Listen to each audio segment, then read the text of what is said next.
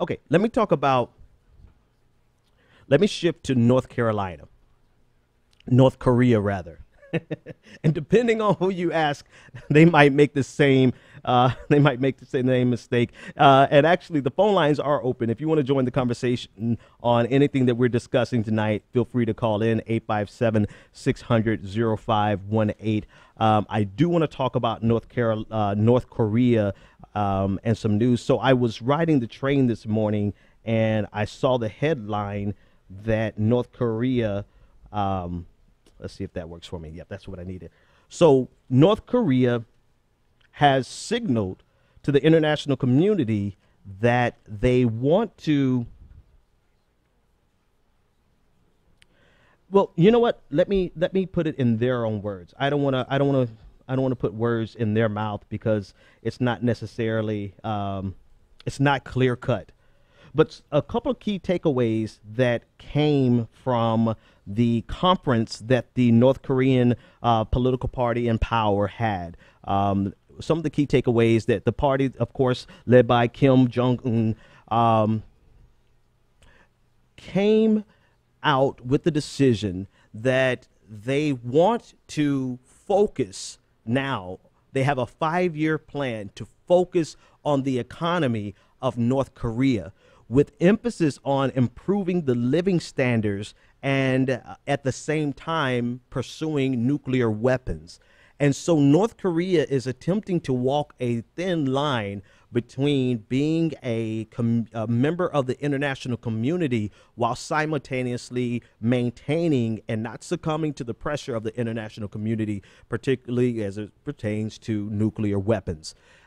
This is a fine line, but some of the key statements that came out of this was the statement that as a responsible nuclear weapon state, our republic will not use a nuclear weapon to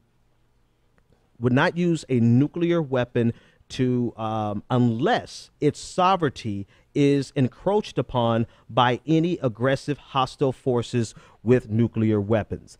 I thought that was a very, very interesting and revealing statement.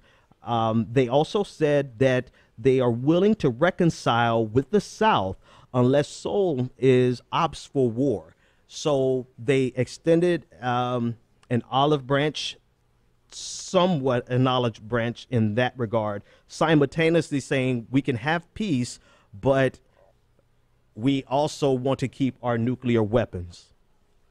The statement that came out to me that was the strongest statement was something that some analysts believe was pointed towards the United States. They said that the North is willing to develop friendly relations even with countries that have in the past been hostile towards it. And they also said that they have no intention of unilaterally giving up a nuclear program or bending to international pressures. So they're doing their best to show strength for their local population, for their domestic populace, right? And at the same time, they're saying, but we want to focus on our economy, but we're not going to focus on our economy to the extent that we're going to give up our nuclear weapons. And so they're trying to have their cake, obviously, and eat it too. But just the mere fact that they're sending these signals opens up the possibility of having a future with a regime there that is not isolated. And I was listening to, I believe it had to be Robert Reich or Ian Brimmer. I'm not sure because I kind of listen to them often. And one of them said that the biggest threat is having an isolated regime with nuclear weapons, not just a nuclear armed regime, but a nuclear armed regime that's isolated. And they were using this in regards to Iran, saying that even if Iran in the future becomes a nuclear power, the more integrated they are into the international community, the less dangerous that regime is. And they parallel that. They use Iran to contrast with North Korea, saying that North Korea is the real threat, even though they are not as scientifically advanced with their missile and their range and their ICBMs. They do have an incentive that nations who are integrated in the international community do not have. And that is they're already isolated. They've already lost so much. Their economy is already destroyed and they have nothing to lose. And so the most dangerous thing is a nuclear power that has nothing to lose. And that's exactly what North Korea has been and continues to be. But coming out of their conference, they have announced that they're not willing to give up their nuclear program, their nuclear capabilities, but they are willing to have a conversation about their economy and being nice, or not being nice, but opening up relationships with countries that have formerly been hostile to them. When I read this story, I really think about the power of money and the ability of, and this is really a neoliberal thought, right? This is neoliberal, not in the pejorative sense, but neoliberal in the political science sense, that the more integrated our international community becomes, the less likely war is. And in the neoliberal political theory thought, it goes along these lines where, you know, the more integrated we are, the less likely we are to fight. And the normal relationship, the normal activity, there it goes. My IR theory came back to me. The normal actions and relationships that communities have in the international community, that nations have in the international community, is trade. And that's the behavior that you should expect in a global society versus a realist paradigm that says the normal interaction between states in this international community is conflict. Neoliberalism